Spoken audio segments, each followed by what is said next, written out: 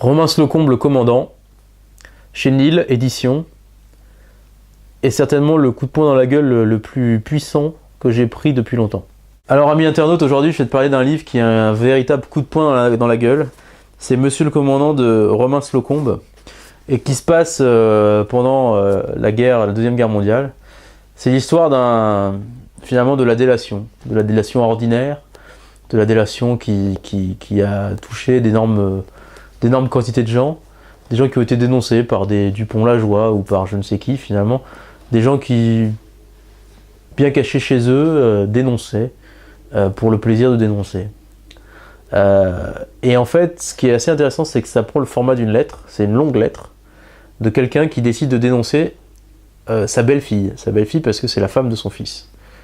La femme de son fils est juive, et en fait il est amoureux d'elle. Et pour se départir de cet amour interdit, lui finalement tenant de l'action française, et puis cet amour interdit, comment aimer une juive, encore plus sa belle-fille, dans ces années de guerre, il décide de la dénoncer à la Gestapo.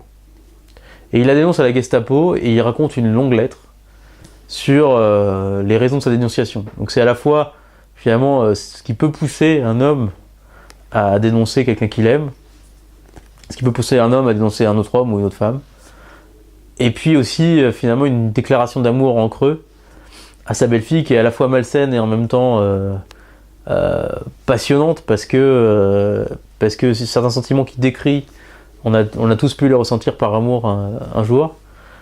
Bref, c'est un coup de poing dans la gueule parce que vous lisez ça, vous êtes dans le livre, et puis c'est ignoble.